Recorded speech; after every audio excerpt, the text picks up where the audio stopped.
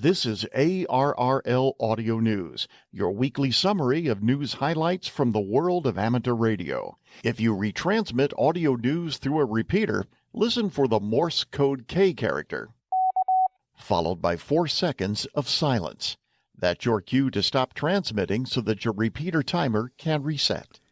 I'm John Ross, KD at IDJ, and this is the ARRL Audio News for Friday, March 27th, 2026. What effect does a solar eclipse have on HF propagation? Well, that was the basic question posed by researchers enlisting ham radio operators' help during 3 solar eclipse QSO parties in the last 10 years. The results of that research were presented at the 2026 Ham Sci workshop held earlier this month in Connecticut and hosted by ARRL. Data was collected based on spots on the Reverse Beacon Network, the WSPR Net, and the PSKR Reporter during total solar eclipses in 2017 and 2024, as well as an annual or partial eclipse in 2023. In the 2024 eclipse, there was a drop in the number of contacts on 21 megahertz as the eclipse neared totality, while there was an increase in the number of QSOs recorded on 14 megahertz. The 30-meter band opened earlier than usual, and 40 meters opened earlier than usual for transatlantic contacts, faded out, and then opened up again. Researcher Kuldeep Pandre of the New Jersey Institute of Technology concluded that the effects of the eclipse crossed over with the sunset terminator, according for the second opening on 40. Effects on 80 and 160 meters were unclear, as only a few stations were active on those bands during the eclipse. It was also noted that there were differences in results between 2017 and 2024, attributed to different phases of solar cycle 25.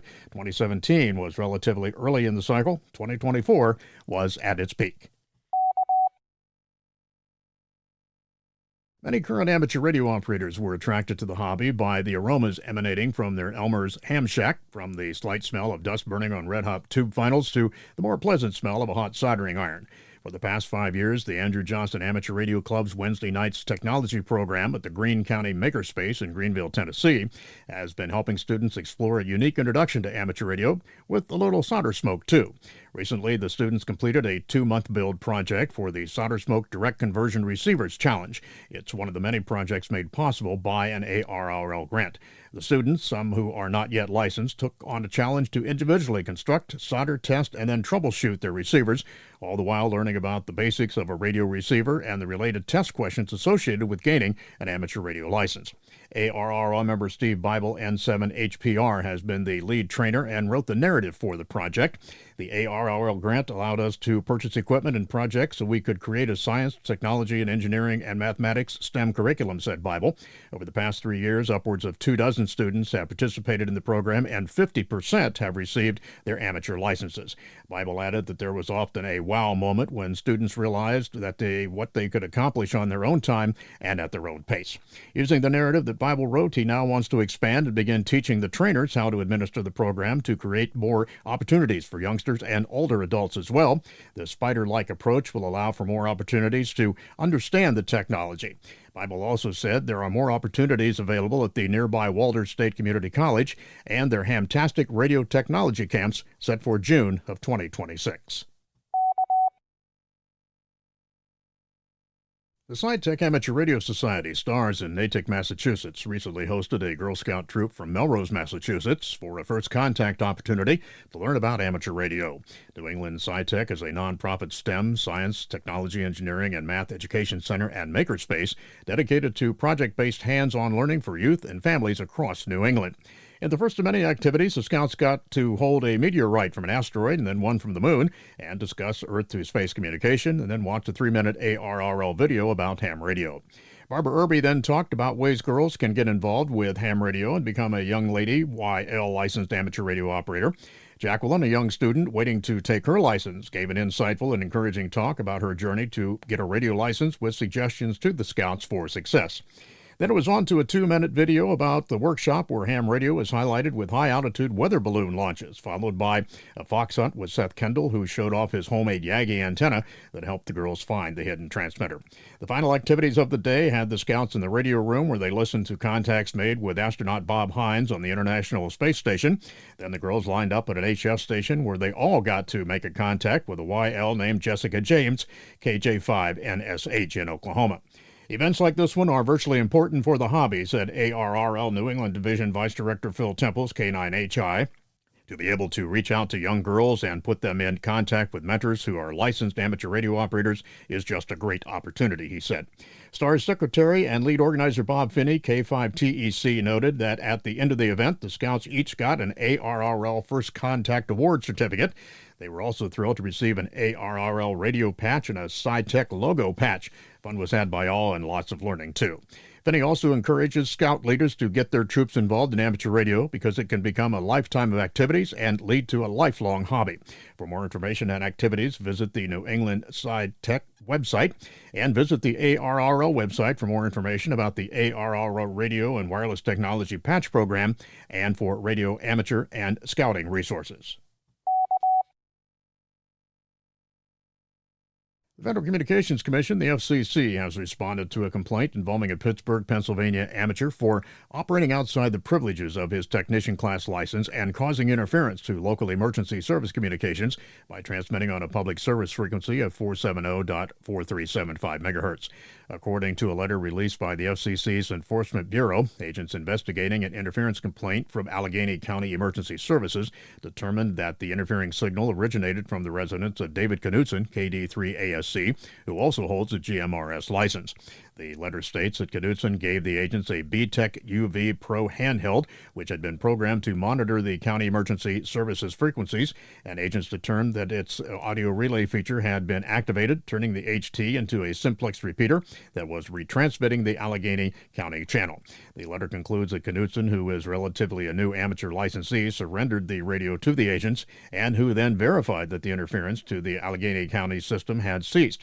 The letter also notes that Knutson's BTEC radio was certified as a Part 90 private land mobile radio device, and that he was not licensed to transmit on the emergency services frequency. Knutson was warned that unauthorized operation and its associated harmful interference must not resume. He was given 10 days from the date of the March 25th letter to respond with a description of the steps he is taking to avoid a repeat violation. Amateurs are reminded to exercise care when programming non-amateur frequencies into their VHF-UHF radios and to ensure that transmitting on those frequencies is disabled. The South Carolina-based York County Amateur Radio Society, YCARS, recently completed its fourth consecutive successful food drive and collected $2,750 to benefit those in need in their local community. John Grendon, NJ4Z, ARRL South Carolina Section Manager and YCARS club member, said that over the past 3 years, club collections have increased from $1,000 to more than $2,700, all from club members. We are the oldest amateur radio club continuously operating in South Carolina with 150 members who work hard to help the community, he said. With the help of the Covenant Presbyterian Church, we were able to keep their kitchen supplied for at least 6 months to help feed everyone who is hungry.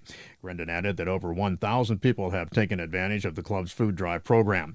YCARS, an ARRL-affiliated club, is the featured club in the April 2026 issue of QST and appeared in the club station column of QST in September of 2022.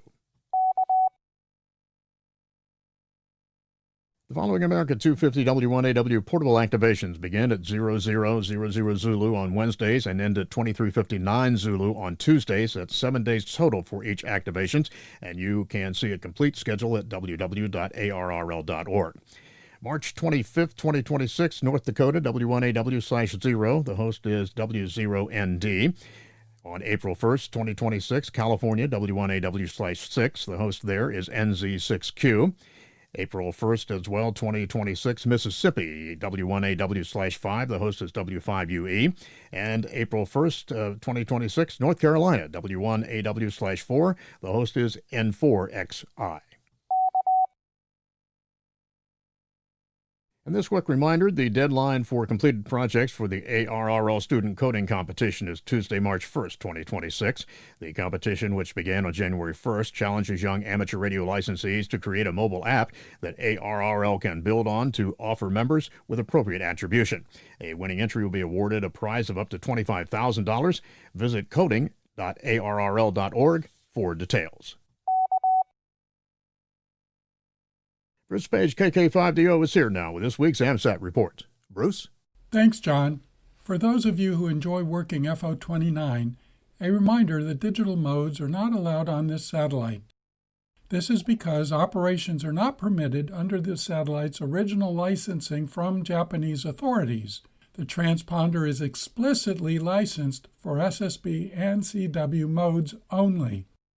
Japan's Ministry of Internal Affairs does not authorize digital emissions on the linear transponder frequencies.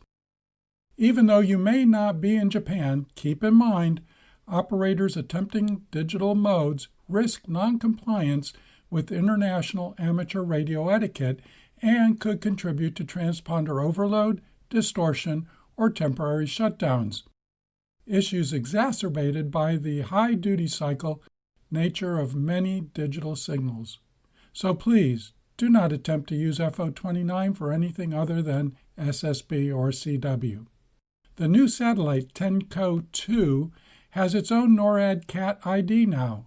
It is 68261, for those that are looking for the two-line elements. This is Bruce Page, KK5DO. Back to you, John. And thanks, Bruce, for that report.